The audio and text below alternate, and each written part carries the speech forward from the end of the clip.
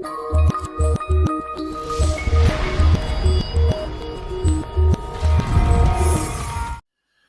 le site de Vilvoorde pour la nationalité, bonsoir Luciana, sur le site de Vilvoorde pour la nationalité, ils exigent l'acte de naissance traduit en flamand.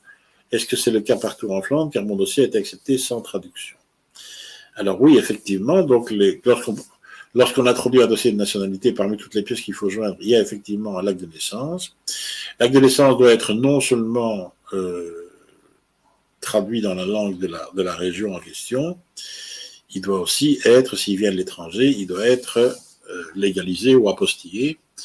Une copie simple n'est pas suffisante. Donc, si vous avez déposé malgré tout si vous avez déposé un acte de naissance qui était légalisé ou apostillé et que la commune a accepté de le prendre, ben là, ça va dépendre de théoriquement, c'est pas bon, parce que théoriquement, il faut qu'il soit traduit. Mais ça va dépendre, en fait, au niveau des services du procureur, si vous tombez sur quelqu'un de bonne composition ou pas. Et s'il n'est pas de bonne composition, il va vous dire que l'acte de naissance n'est pas valable parce qu'il n'est pas traduit en flamand, et puis c'est tout.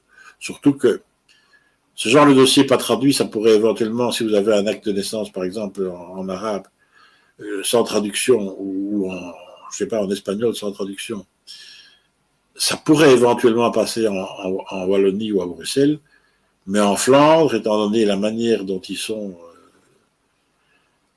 comment dirais-je, qu'ils ont la volonté d'installer une sorte de purification ethnique dans leur région de manière à n'avoir que des flamands et pas des francophones, ils vont évidemment sauter sur l'occasion pour refuser le dossier. Donc il y a beaucoup de chances qu'il y ait un refus. On n'est pas certain, mais il y a beaucoup de chances qu'il y ait un refus. Les règles linguistiques en Belgique, c'est quelque chose de très très particulier.